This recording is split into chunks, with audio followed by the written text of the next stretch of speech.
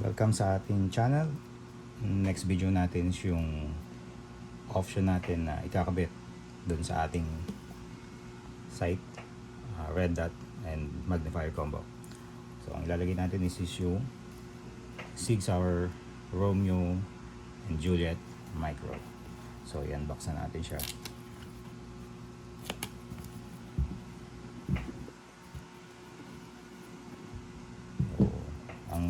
Specific model na ilalagay natin is yung Romeo 5 XDR Gen 2.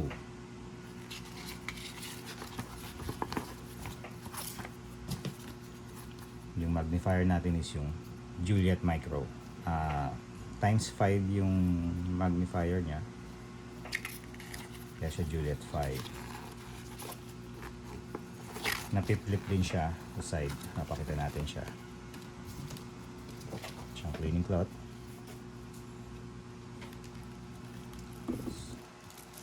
Batteries, set screws,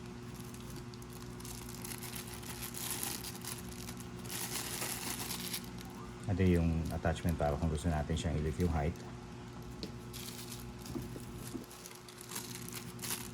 Dalawa yung kasama niya.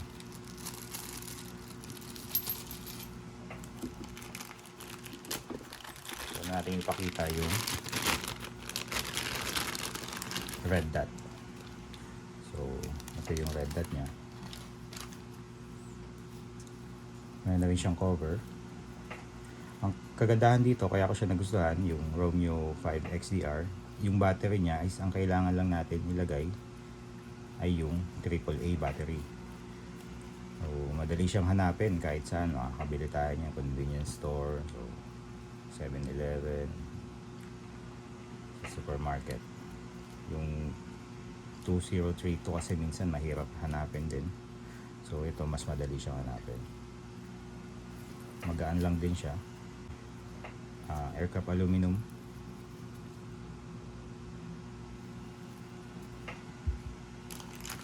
Yung magnifier natin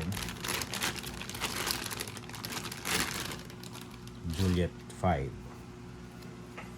So times 5 yung magnification niya. So na-flip siya. I-flip dito sa side. Yan yung bagat. Meron din siyang cover.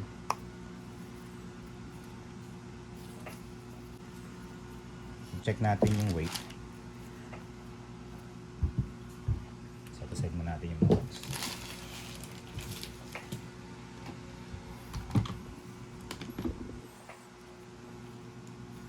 Yung magnifier nag-weigh siya ng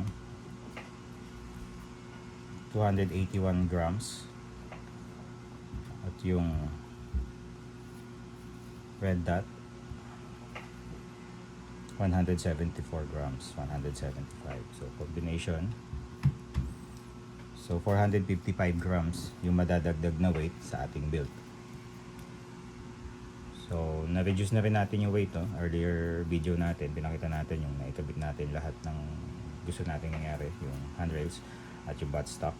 From 3 kilograms down to 2 kilos and then 850 grams. So, around 250 plus grams yung nabawas natin sa weight niya.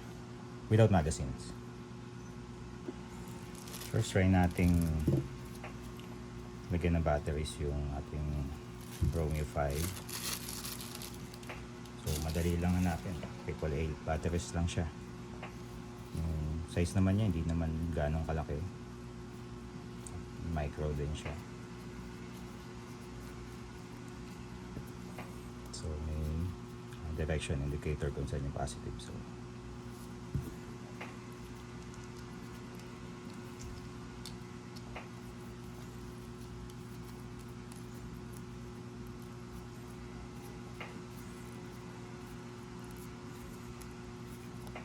marami ko nakitang reviews nito. So tinorture test nila sa tubig, pero okay naman siya. Try natin siya i-operate. Tapos ayun. Yun yung adjustment ng reticle niya.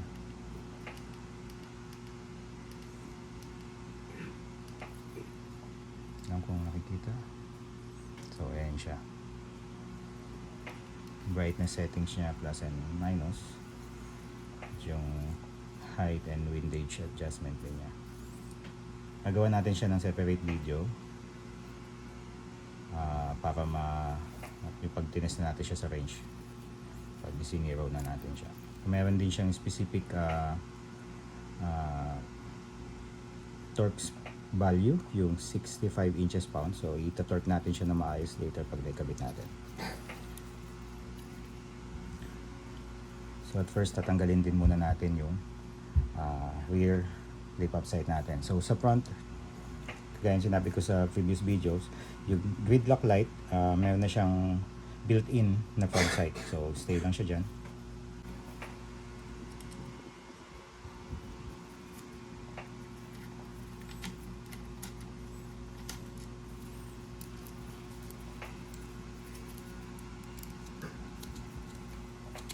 So hindi na muna natin siya gagamitin kasi mababa rin yung profile ng magnifier natin. So hindi natin siya mapagsasabay na nakakabit din yun.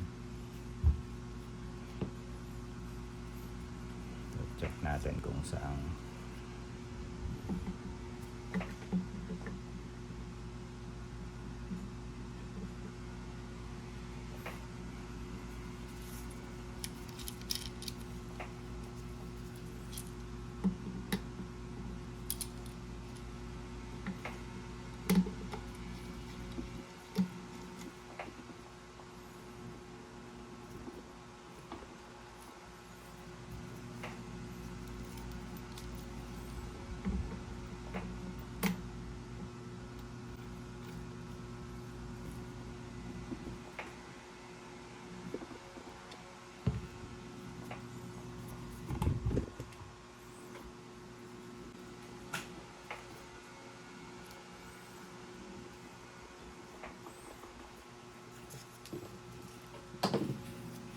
Natin silipin.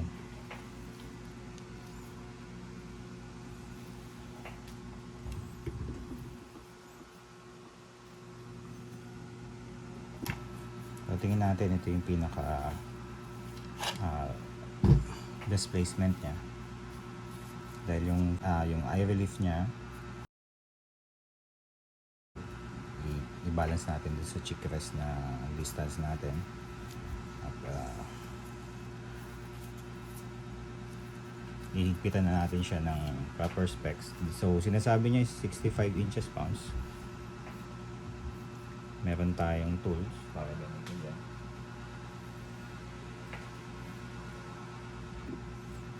$13mm yung socket niya. So gamitan natin siya ng torque wrench.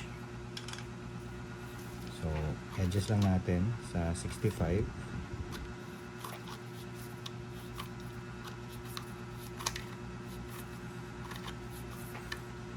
Inches. 60. So ito yung 65 niya.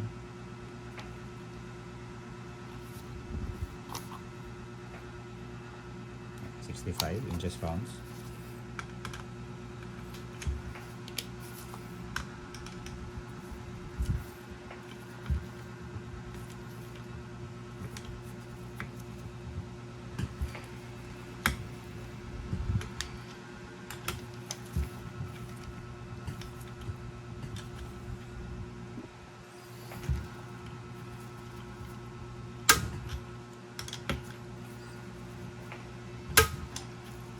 So pag nag-click na siya na ganun, proper na yung torque niya.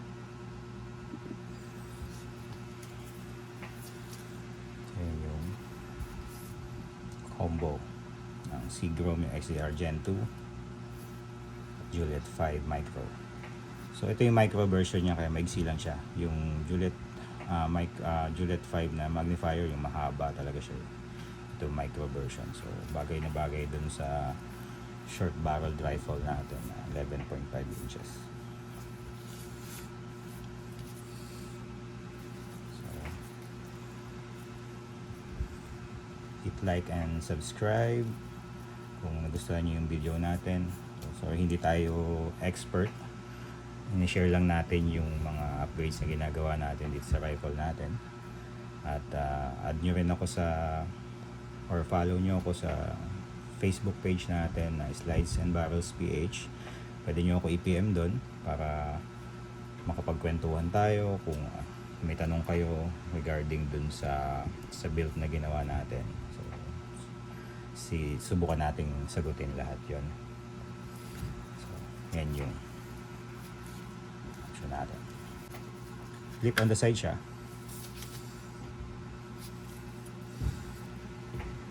Kung gusto mo lang ng times 1, pag binalik mo siyang ganyan, so times 5 na siya.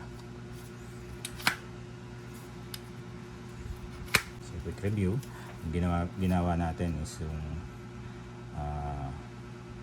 proper torque 65 inches pounds yung record niya. So nag-click na siya sa 65, so tama ang specs niya. Ang battery nito AAA lang siya, so madaling hanapin. Yung mga windage adjustment niya saka height, so gagawa natin separate video pagka nadala na natin siya sa range.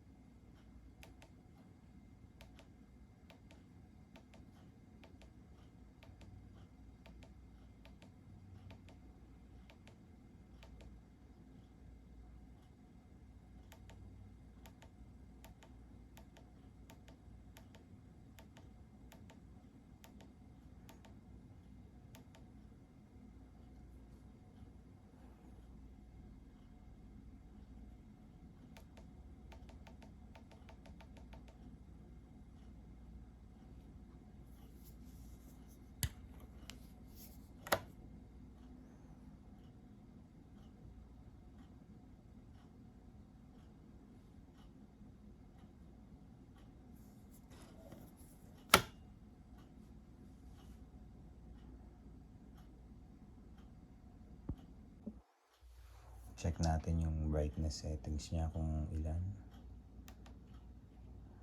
Sa pinakamababa.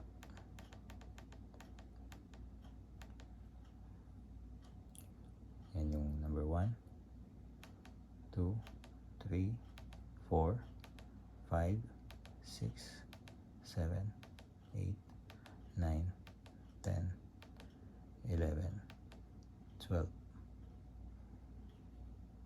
12 yung brightness settings niya.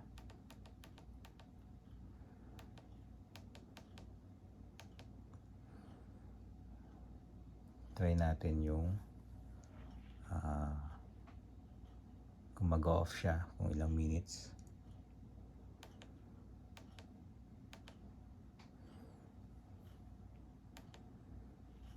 Gamitan natin ng timer.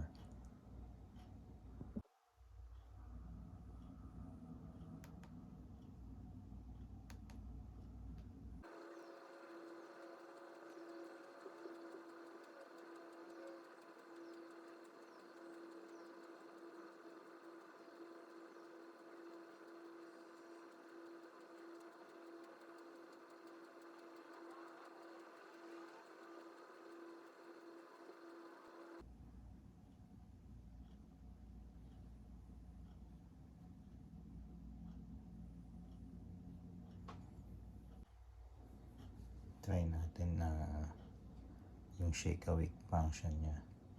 Ugayin natin. Yan. Sensitive naman siya at nag-on siya agad. Yung XDR Gen 2 with Juliet 5 magnifier.